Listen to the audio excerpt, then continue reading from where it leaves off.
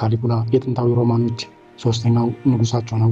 በዚህ ምድር የተመላለሰው ለ29 ዓመታት ብቻ ነው። ታሪኩ ግን 2000 ዓመታትን አልፎም አሁንም ይነገርለታል። ለመሆኑ ካሊጉላ ማን ነው? ካሊጉላ ከአባቱ ጀርመኒክስ እና ከእናቱ አግሪፒና አብራክ ተከፍሎ ልክ ከዛሬ 2004 ዓመት በፊት በትንሽ የእንቦቃቅላ ሕፃን አምሳል ወደዚች ምድር ብቅ አለም። እርግጠኛይቱ የካሊጉላ የትውልድ ቀን እንደ አውሮፓውያን አቆጣጠር በነሐሴ 31 12 ዓመተ ምህረት ነች። የትውልድ ስፍራው ደግሞ የወቅቱ ልዕለ ኃያላን ታላቂቱ ሮማም የያኔዋ አንቴም የአሁኗ አንዚዮ ኢጣሊያም። ካሊጉላ ቅጽል ስሙ ነው። ወታደሮች በእርሱ እየተዝናኑ በፈገግታ ያወጡለት። በሮማውያን ዘንድ ካሊጉላ ማለት ትንሹ ከስክስ ማለት ነው። የሮማ ወታደሮች ትንሹ ከስክስ ያሉት ገና በ3 ዓመት ዕድሜው ነው። ገና በጨቅላነቱ ከአቅሙ በላይ የሆነ ትልቅ የወታደር ቦቴ ጫማ ውስጥ እግሮቹን ያጠልቅና ከአባቱ ስርስር በየአውድማው ለመሄድ ሲውተረተር ሲያዩት ነው ወታደሮቹ ትንሹ ከስክስ ካሊጉላ የሚል የሹፈት ስም ያወጡለት። በተቀረ ካሊጉላ ትክክለኛ ስሙ ጋይስ ቄሳር ጀርመኒክስ ነው። እውነቱን ለመናገር ትንሹ ከስክስ ካሊጉላ ገና በሕፃንነቱ ነበር እድሉ ከመሬት ወርዳ የተከሰከሰችው። ንጉሥ ቲቤሪየስ ባላንጣዊ ይሆናሉ ያላቸውን የካሊጉላን እናትና አባት እንዲሁም 5 ወንድምና እህቶቹን በአንድ ጀንበር ፈጀበት። ካሊጉላ ግን ሕፃን ስለነበረ ንጉሥ ቲቤሪየስ አዘነለትና ሕይወቱን አተረፈለት። ከዚያ ቲቤሪየስ ካሊጉላን ወደ ራሱ እናት ዘንድ በጉዲፈቻ እንዲታሳድገው ከሚል መልእክት ጋር በሰንዱቅ ከቶ ወደ ካፕሪ ደሴት ላከውም እና ሕፃኑ ካሊጉላ ቤተሰቦችን ከጨረሰበት በቲቤሪየስ ወላጅ እናት እጅ አደገም። ካሊጉላ ልክ 19 ዓመት ሲሞላው የእንጀራ አባቱ ቲቤሪየስ ይምጣልኝና አብሮኝ ከጎኔ ሆኖ ይኑር አለም። መጣለትም። አሁን ግን ካሊጉላ የእንጀራ አባቱ ቲቤሪየስ የአባቱና የቤተሰቡ ገዳይ መሆኑን አውቋል። ሆኖም ስር የሰደደ ጥላቻውንም ሰማይ ሊነካ የሚደርስ ንዴቱንም ከእሳተ ገሞራ የዘለገ እልውንም ብቻ ሁሉንም ነገር ዋጥ አድርጓት ከእንጀራ አባቱ ጋር ኮሽታ ሳያሰማ መኖር ቻለበት። አንዳንዴ እኮ ሕይወት እያለቀስክ የምትልጣትና አረሮችም መረሮችም ለሉና ቅርጥፍ አድርገህ የምትበላት ሽንኩርት ነች። የምታስለቅስ ሽንኩርት ምን አማራጭ አለ? ካሊጉላም እንደዚያ ነበርም። ታፍኖ መኖር ግን ደመ መራራነትን ያመጣል። መጥፎ የምትለውን በውስጥ እምቅ እያደረግ ጥሩ የምትለውን ብቻ ከአፍህ ለማውጣት ስትገደድ ውስጥ በታመቁ መጥፎዎች ሞልቶ ታጭቆ ይደፈረሳል። ከምትችለው በላይ የመጥፎ ነገሮች ጎተራ ሁነህም ትቀራለም። ካሊጉላን የገጠመው ያ አሳዛኝ ዕጣ ነው። ካሊጉላ በዚህ አይነት 6 ከባድ ዓመታትን ከእንጀራ አባቱ ቲቤሪየስ ጋር አሳለፈም እና ቲቤሪየስ እንደ አውሮፓውያን አቆጣጠር በ37 ዓመተ ምህረት ሞተም። ቲቤሪየስ ገና ካሊጉላንና የአጎቱን ልጅ ቲቤሪየስ ጌሜለስን የጋራ የዙፋኔ ወራሾች ይሁኑ የሚል የኑዛዜ ቃል ትቶ ሕይወቱ አለፈም። ካሊጉላ ግን አሁን የውስጡ ያመረቀዘ ቁስል አገረሸበት፣ አልማረውም።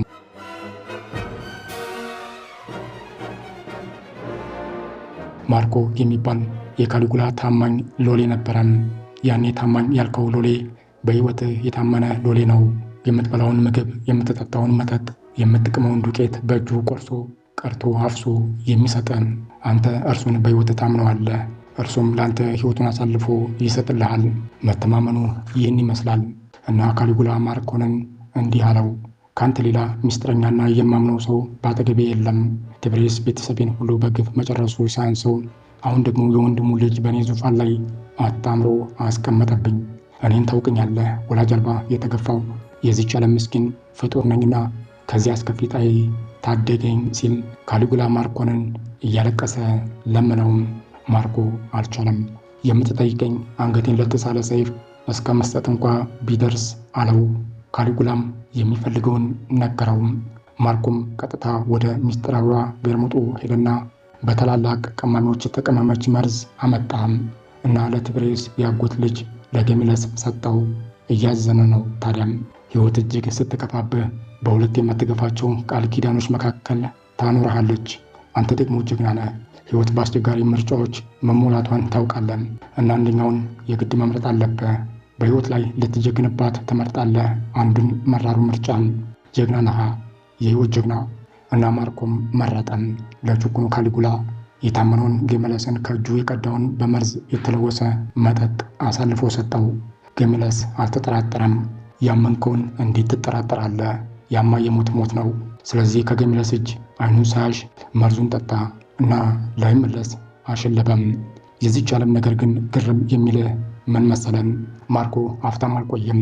ካሊጉላ ሚስጥሩን እንዳያወጣበት ሲል የታመነውን ለእርሱ ሲል መራሩን የክህደት ጽዋ የተጎነጨለትን ያን ያዘነለትን ጀግናና ካዲ ማርኮንን በተራው በሌሎች ሎሌዎቹ አንገቱን አስቀላው። አይ እቺ ሕይወት አስገራሚ ትራጀዲ አይደለችም የሚል ይምጣ። እችን ሕይወታችንን ትራጀዲ አይደለችም የሚል ካለ ያልቀመሳት ብቻ መሆን አለበት ያሰኛል። ገና በሕፃነቱ እድሉ የተከሰከሰችበት ትንሹ ከስክስ ካሊጉላ አሁን በ25 ዓመቱ የታላቂቱ ሮማ ባለሙሉ ዙፋን ንጉሠ ነገሥት ሆነም እና ዓለምን በመዳፉ ጨበጠም። እና የሚገርም ለጥቂት ወራት መልአክ ሊሆን ክንፎች ብቻ ቀሩት። በደግነቱ የሚወዳደረው አቶ ካሊጉላ ለወታደሮቹ ተደርጎ የማይታወቅ ጉርሻና ድርጎ ቆረጠላቸው። አላግባብ በባርነት የተያዙትን ነፃ ወጣ። በግፍ የታሰሩትን አስፈታ። አስደሳች የሰረገላ ውድድሮችን እያዘጋጀ የታወቁ ግላዲያተሮችን፣ እርስ በርስ የሚፋለሙ ግዛተኞችን ከየዓለሙ ማዕዘን እያስመጣ በአምፊ ቲያትሮች እያደባደበና እያጋደለ የቲያትር ተውኔቶችን እያስቀረበ የፈረስ ግልቢያ ውድድር እያካሄደ በእነዚያም ታላላቅ ሽልማትና ክብርን ለአሸናፊዎቹ እየቸረ ብቻ በአጠቃላይ የሮማን ሕዝብ ሁሉ ቀደም ሲል በሁለቱ ንጉሳን ባልታየ መልኩ ዳር እስከ ዳር በደስታ አሰከረውም። ሮማ ከአጽናፍ አጽናፍ ፈነደቀች። ቀን ወጣልኝ አለች። ምን ዋጋ አለው ደጋይ በረከት ይባል የለ እና ካሊጉላም ድንገት ታመመና ክፉኛ በጣር ተቀሰፈ። ባልቧልታ እንደሚወራው ካሊጉላ የተቀሰፈው በተሰጠው መርዝ ነው። ሊገሉት ያሰቡት መርዙን ሰጡት። የሕዝብ ምርቃት ሆኖ ነው መሰል። ካሊጉላ ግን ከሞት አፋፍ ደርሶ ተመለሰም። ከሞት አፋፍ ደርሶ ከተመለሰ በኋላ ግን የካሊጉላ አእምሮ እጅጉን ተናወጸም። በዙሪያው ያሉትን ሁሉ ተጠራጠራቸው እና በጉድፍቻ የሚያሳድገውን ምስኪን ሕፃን ሳይቀር ሁሉንም አንድ በአንድ ፈጃቸው። እጅግ ያዘነላቸውን ወደ ሩቅ አስከፊ ደሴት በባርነት አጋዛቸው። የዛ አያቱ ይህን ከሰይጣን ከራሱ እጅ ከሰው ልጅ ከቶንም ሊወጣ የማይችል የመሰላትን ክፋቶች በካሊጉላ ሲተገበር ስታይ ይህንን ከማይ ብላ የገዛ ራሷን ሕይወት አጠፋቻት። ይህን አሟሟቷን አላምን ብለው ካሊጉላ ነው በመርዝ ያስገድላት የሚሉም አልታጡም። ብቻ ግን በሰቀቀን ሞተች። ከዚያ ካሊጉላ ራሱን የሮማ አማልክትና ከፊል አማልክት ብቻ በሚጠሩባቸው የማዕረግ ስሞች ራሱን ይጠራ ጀመረም። ጭራሽ ብሎ እጅግ ከፍተኛ የመመለክ ክብርና ዋጋ የሚሰጣቸውንና ሁሉም የሚንቀጠቀጥላቸውን አማልክት ማዕረጎችና አለባበሶች ለራሱ ሰጠ እና በእነዚያ ስሞች ጥሩኝ አለም። በአንድ ወቅት በቀን ውስጥ 20 ሺህ ሰዎች አስጨፈጨፈ። አንድ ታላቁ ዘላለማዊ ሕያው አምላክ ጁፒተር ሆይ ብላችሁ ለምን አልጠራችሁኝም? በማለት ራሱንም እኔ የአማልክቶች አምላክ ሄርኩለስ ነኝ አለም። ይህም አላረካ ሲለው ጨማመረና ሁሉንም ነኝ አለም። እኔ ሄርክለስ፣ ሜርኩሪ፣ ቬነስና አፖሎ ነኝ በማለት አወጀም እና በሮማ ግዛት ሁሉ የታነጹ ታላላቅ የአማልክቱ አምዶችና ሐውልቶች ከአንገታቸው በላይ እየፈራረሱ በራሱ ምስል እንዲተኩም አደረገም። እምቢ ያለ ሁላ ያለ ጥያቄ አንገቱ ለሰይፍ ይሰጥ ነበረም። ጭራሽ በሰማያት ላይ ከጨረቃ ጉያ ወዳለው ወደ አምላክ ጁፒተር ቤተ መንግስት የሚጓጓዝበትን ወደ ላይ የሚምዘገዘግና ሰረገላን የሚያጓጉዝ የባለ ደረጃዎች ድልድይ ስሩልኝ በማለት የታላቋን ሮማ ከአስማተኝነት በመለስ ተአምራዊ ንድፎችን የሚሰሩ የሥነ ሕንፃ ጠቢባን ሊቃንና የዘመኑን ጉደኛ ጠበብቶች አስጨነቃቸውም እና ልክ የአሁኑን ዘመን የቀለበት መንገዶች የሚመስል ወደ ሰማይ በአየር ላይ የተዘረጋ መጨረሻው የማይታወቅ የደረጃ ድልድይ ያሰራቸው ጀመረም። አንድ ቦታ ከፈረሰባቸው የሁሉም አንገት በሰይፍ ይቀላል እና በሌሎች ስራው ይቀጥላል። ይህ ሁሉ እብደት ሲካሄድ የሮማ ፓርላማ ሴኔቱ አፉን በእጆቹ ጭኖ ጉድ እያለም ከመመልከት በቀር ካሊጉላን ማለት የቻለው ነገር አልነበረም። ጭራሽ የሴኔቱ ዝምታ በቃ ያለው ካሊጉላ እጅግ የሚወደውንና በሮማ ታላቅ ሐውልት ያሳነጸለትን ውዱን ፈረሱን እንስታተስን እርሱ የቤተ መንግስት ደነገ ጦሬ ነው በማለት አጋፋሪነት ማዕረግ ሰጠው። ከዚያ በወርቅ ብቻ የተሰሩ አልባሳት፣ ኮርቻዎች፣ ዘለበቶች፣ ልጓሞችና አልቦዎች እንደ ጌጥ አደረገ ፈረሱን እንስታተስን። ሴኔቱ ዝም አለም። ካሊጉላ እንቅልፉ ሲመጣ የሚያሸልበው ከፈረሱ ስር ነው እና አስገራሚ አዋጅ አስነገረም።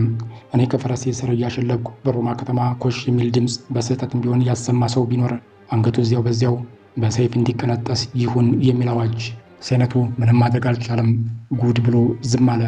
ከዚያ ካሊጉላ ቀጠለና ሌላ አዋጅ አወጣ።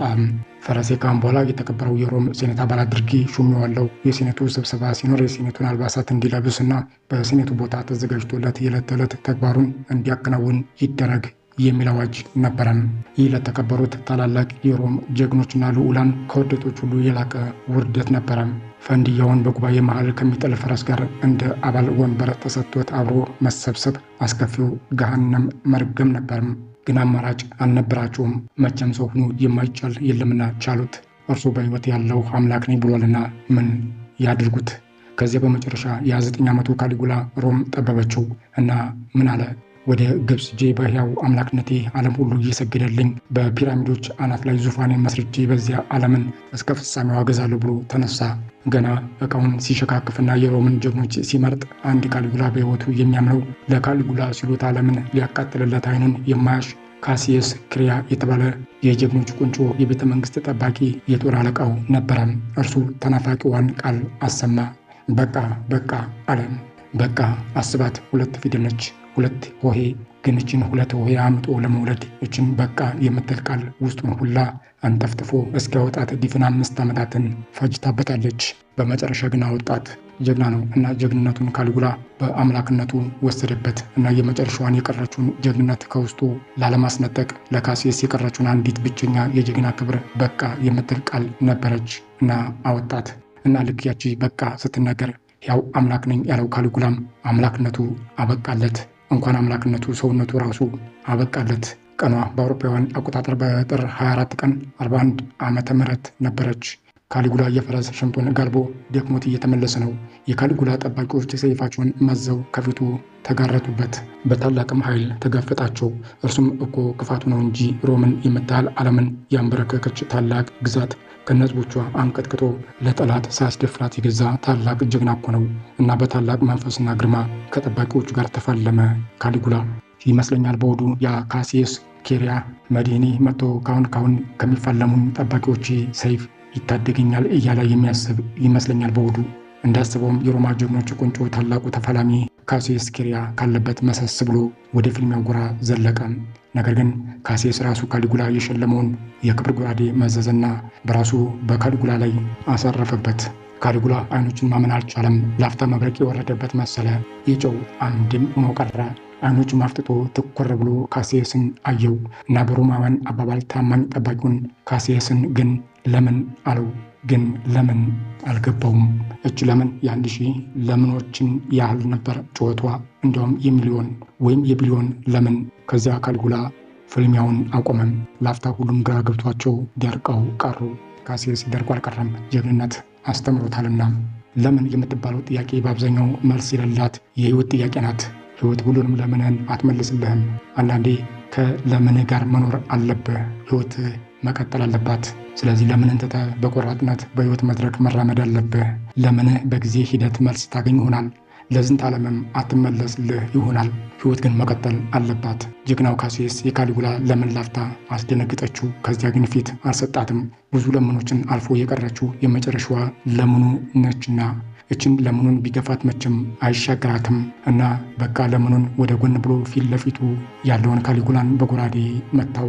ካሊጉላን በጸጋ ነው የተቀበለው። ዕጣ ፈንታን በጸጋ ትቀበላለህ እንጂ ምን ልታደርገው ኑሯል? ምንም። አዎ ትንሹ ከስከስ በመጨረሻ ተከሰከሰ። ካሊጉላ ተቀላ። ትወድቃለህ፣ ትፈራገጣለህ፣ ትነሳለህ፣ መልሰህም ትወድቃለህ። ህይወት እንዲህ ናት። እኔ አበቃው። የካሊጉላ ታሪክ ግን አላበቃም፣ ይቀጥላል ይላል ጸሐፊው አሳፍ ኃይሉ። ኢትዮጵያ ለዘላለም ትኑር።